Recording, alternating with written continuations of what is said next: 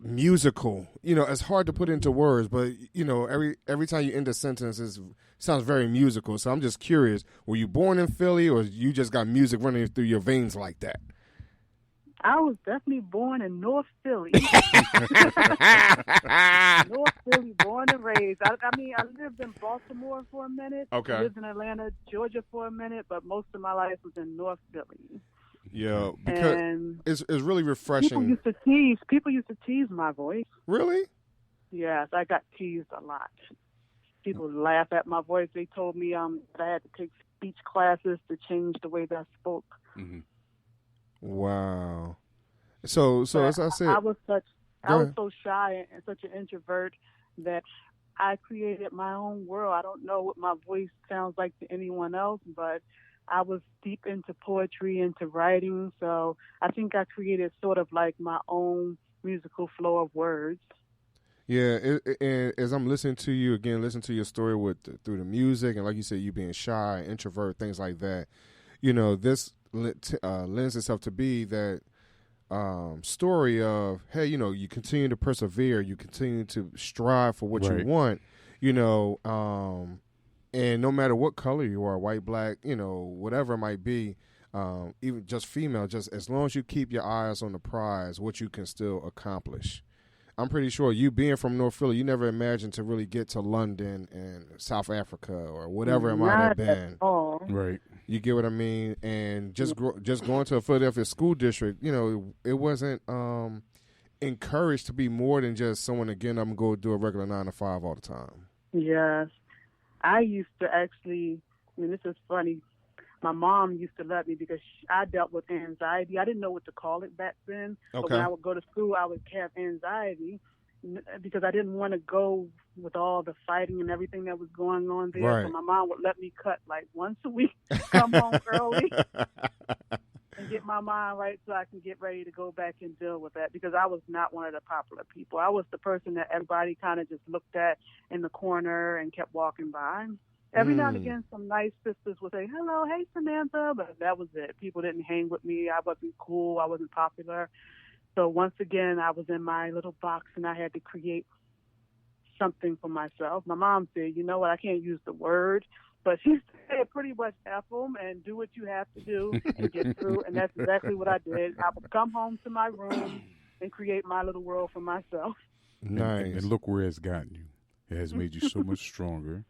It made you so much better. But real quick question: How did you come into like with I listened to a couple of your things with you and Chris, and a couple of things that you do with the band, and I hear your voice. How did you get to becoming a rocker and not picking like R&B or rapping or anything like that? I actually chose jazz.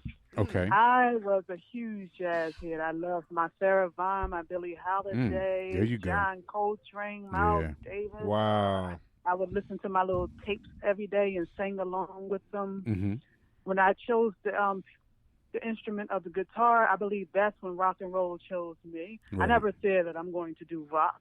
When I picked up the guitar, that's just what came out of it. It was like everything that I listened to, because growing up, my mom had a huge album collection, and she would let me listen to P-Funk, Santana, Mandrill, Prince. She had every spectrum of music in that collection, but her thing was mostly funk and rock. Right. So I think that kind of rubbed off me unknowingly, and the jazz and everything just came together, and that's why I call it rock and roll, even though I don't believe in those titles and labels as far as music. Mm-hmm. My music is just a gumbo of everything, Okay. and it just happens to be hardcore and rock hard. And it sounds good. It sounds really good.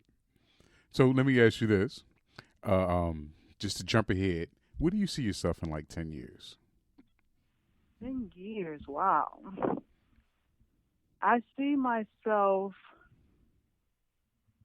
really rallying for those who don't have platforms. Mm-hmm. I mean, I've always been for the underdog, and I want to keep doing that. As far as myself personally, finally recording all this music that I've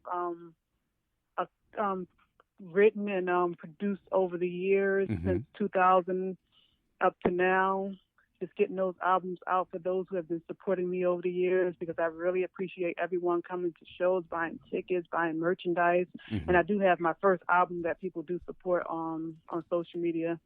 Okay. But I really see myself kind of like becoming an activist and helping others and writing books and writing more, because I'm a writer first. Okay. Everything else is just a tool just to get the message out. So did you, those moments when you used to, go sit and be quiet, were you writing then, or were you just kind of daydreaming? I was writing. I've always been writing. Okay. The reason I'm saying that. No, I'm saying the reason I'm saying that because I try to encourage some young ladies that had gone to my daughter's high school not too long ago, and they said that those moments when they would sit down and be real quiet, they would just kind of just stare off into space. I had spoke to them and said, "Listen, won't you show your creativity? Won't you write? Won't you draw? Won't you do something else with that time?" That's why I'm asking. Yes, and that's what I do with my children. I have 4 little ones. The 3 oldest ones, whenever I feel like they're not using their time wisely, I sit them down with paper. They're going to either write or draw. Right. But you're going to come up with something creative just to show your feelings and what you're going through right now. That's good. And that's what I did as a child. I was always writing or drawing out some type of emotion. I had journals all the way up to now. Oh, nice. Okay. And I want to congratulate you on your what was it, your son that just did his was that your son? Oh, yes, my son, my 7-year-old Flavie. Yeah. So I'm congratulating him, but can you explain to everyone what he was doing while I'm congratulating him? Yes. My son is a character. He loves to create characters. So when I saw that they were having auditions at the Grand Opera House, I asked him if he wanted to go, and he said yes, but I'm a little nervous. So you can do it. So we worked on, we watched the movie Robin Hood so he can get an idea of what he needs to audition for. He went to that audition on Monday. He got the gig. He started going to rehearsals and an acting workshop all week. Wow. And he did the play on that Friday. He did an excellent job for his first performance. That is good. That's on great. Such a huge stage in front of a huge audience. Congratulations. Good for him. That's good. Thank you. Yeah, we want to see our young people, excel and overcome whatever obstacles, that stand in their way. But also show that, hey, sometimes you do have to study and work at what you're trying to do. Everything is not always natural either. Yes, and he realized that it wasn't as easy as he thought it was going to be. He was exhausted after that. Mm-hmm. He had to put in the work. It was no, just because mommy's on stage, you get something easy. Nope, you had to do your work. That's your work, not mine. Right. Well, he's going to follow mommy's footsteps. Yes. That's but nice, I want to make sure that they work hard. I'm not handing them anything special. Exactly. You That's have good. to work That's hard correct. for your own. Yeah. No, we appreciate that. Like I said, you're a motivator. I follow you. I follow your everything that you're doing. Thank you. And I think you are a great role model. Oh, thank you. Yeah, I really do, and I really appreciate the type of music that you're in. And keeping my friend Chris, focused. Yeah, I think she's really good focused, for him. Man. He's great. He's my music director when we travel. Yeah. So he teaches the other musicians what I need them to learn as far as the music. When we have to, a lot of times we have to hire a drummer when we travel because my husband has to stay here with the children, and he has his other gigs as well. Because we're all individual artists as well. Right. Oh, before I forget, I forgot to put something on your wall, so I'm gonna wish you a happy belated birthday. Thank you. I seen it and I was so busy. So because I drive truck during the day. This is my love right here. But I have to do what pays the bills. So. Right. I can dig it. But I'm wishing you a happy belated birthday. Thank you. Yeah, so before we close out, is there anything you want to say to the people out there? Say where your music might be found or social media or anything? First, I want to thank everyone who's been supporting our tour, because our tour is funded by the people. Mm-hmm. We're not going to get the corporate sponsorships and all that stuff. We really need the people to support Black folks in rock, especially Black women in rock. Right, we don't get our music heard on the radio that often, or we don't get our videos shown. We as a community need to come together so we can lift our Black rockers up to the platforms that they deserve to be on. Mm-hmm. They're legends that have been working a long time. Sister Rosetta Tharpe, who actually started this band, and we need everyone else out there to give the music a chance. It's not what you think it's going to be. Every rock song doesn't go yam yam yam yam yam yam yam. Yeah, right. And the ones that do, and the ones that do go yam yam yam yam yam, you need to listen to the message, because some of them words can hit you. You can relate to it. I used to review heavy metal music, and I used to listen to the lyrics like, wow, this is what they've been saying. A lot of people are missing out on some great stuff. It's all in that rhythm, that drum beat. Listen, connect with it, because we are here and this is our music. Mm-hmm. And you can find, speaking of music, you can find my music right now. It's only on ReverbNation.com. Okay. But like I said, I'm working on new music, and I'm going to get it to all platforms. And I definitely want to sell the hard copy, because I love something tangible in my hand. Right. I'm still old school. I need an album, a CD, or something. Right. So for those who are into that still, I'm going to make sure people can get that as well. Cool. I'm on social media. Reach out to me. Connect with me. I'm here to connect with all people and music and creative people. How can they reach you on social media, let's move Samantha? this energy forward. How can they reach you on social media? What are your...